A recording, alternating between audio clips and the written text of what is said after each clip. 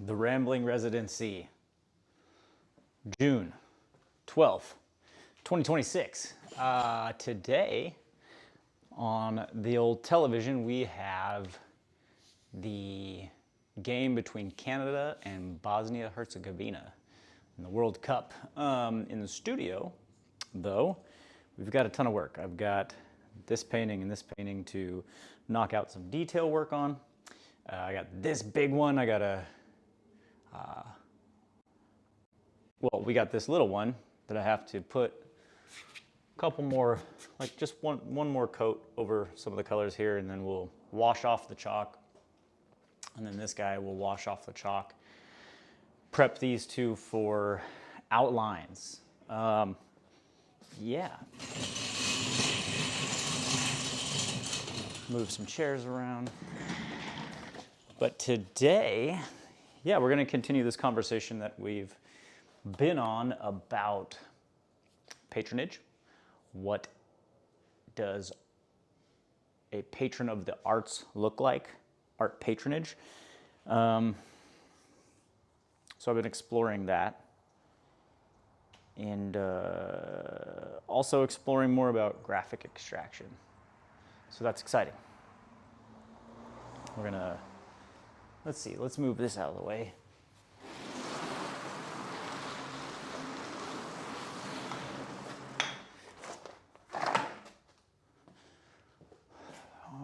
Move my little cart.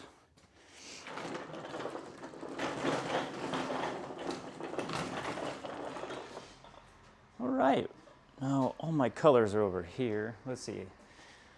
I don't know how I feel about pink, red, and orange.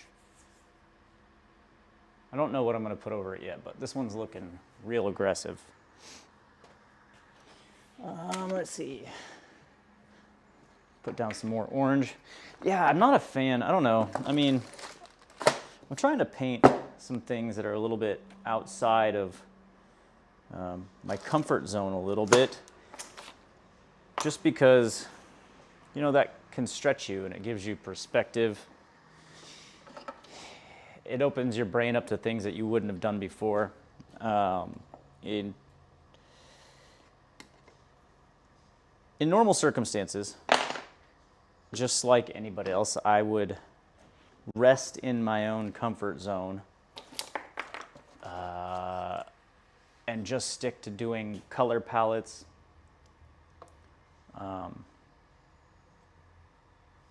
And different things that I was comfortable with. I, as an artist, are coming out of graffiti and becoming more of like working more in just art. I really feel like there's a couple things I've needed to pursue, and that is, and I haven't even started really doing this, but I'm just being present to trying new things. But I really need to begin to study color theory more. I've got a ton of experience throughout the years just experimenting in graffiti and finding out what works, what doesn't work, but I also am very comfortable with certain arrangements of color, or maybe as I don't know, maybe as an energetic thing. Maybe I don't know, energetic, but intuitive. Maybe I like the feeling of certain colors and how things work together. And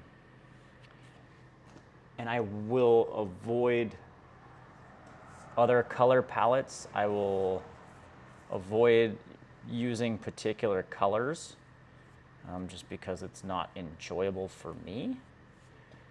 And I'm trying to stretch my perspective on that, because though that may not be something I'm interested in, or maybe it doesn't resonate with me as far as feeling goes, I know other colors resonate with people in different ways, and maybe that's what's important, is extending my feel for color, or at least just expressing it in ways that it can speak to others. I don't know, man. But orange, for whatever reason, personally, I am not the biggest fan of orange. I don't know why. Because it's kind of like a fiery color. Not too far off on the spectrum is red, and red is one of my favorite colors. So I get confused by that, man. Whatever the case. I found this orange over here, this little quart of orange recently, like bright orange, and I was stoked because I was like, okay, I could really mix this down with a bunch of yellows and some greens to like make some like really different browns. I kind of grabbed it primarily for that, but I thought, hey, see how I can incorporate this straight up bright orange into a painting and flex it if I can. So that's what I'm doing here. We're throwing it in here to kind of vibe it up. But back onto the original topic, I had my buddy Dan come through, Dan Rash. I had that interview. He came over to the studio. We do a lot of hangs over in the backyard here at my patio. We'll have a fire. I'll have him over for dinner with the family. And Dan's just one of those really great human beings. And so I had him over, asked him to be on camera because we sparked up a conversation at church last weekend. And I was like, bro, I need you to talk about this and we need to explore this topic a little bit more. So he came through, and you can check out that interview on this channel, but also see if I can throw a link into the description below to the interview with Dan Rash. But I really wanted his perspective on patronage. What does patronage look like? What is patronage? What is support for the arts? What is support for art? What is support for artists? What does that look like?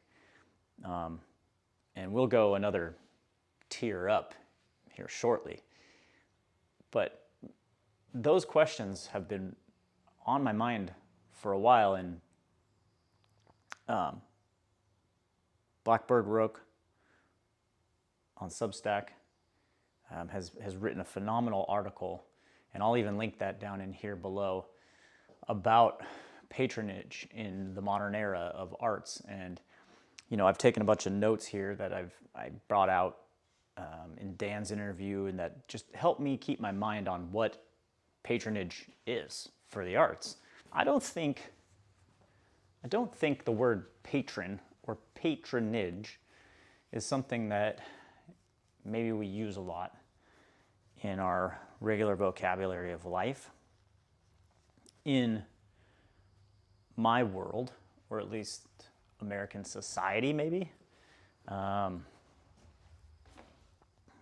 we use different words for it nowadays because it kind of, I don't know, the point is we use different terminology. I would say that the word philanthropy is a good word that people use a lot. I would say that investing in a way is something that people use a lot. And oh, I need that light peach. Where'd that light peach go? Here we go. I would say, yeah, people are investing. People are in philanthropy. There's foundations. Patronage it's big business in America, for sure. It's a way for people to move money, support causes that they really care about, it shows up in a variety of different ways. I suppose for the artists, I don't know about other artists, but I would say that all artists generally, like many people who support causes, they want to see that impact on the ground. And so what does that impact, how does the impact show up in the life of the artist? Or say you're supporting a cause around feeding the homeless, like, do you actually see the meals being prepared? Do you see the meals being served? Do you see the people that you want to feed, do you see them enjoying the meal, being fed? So I think with art and art patronage, like, how does that show up? Where does the artist see that support show up in their experience? So that's really something to explore.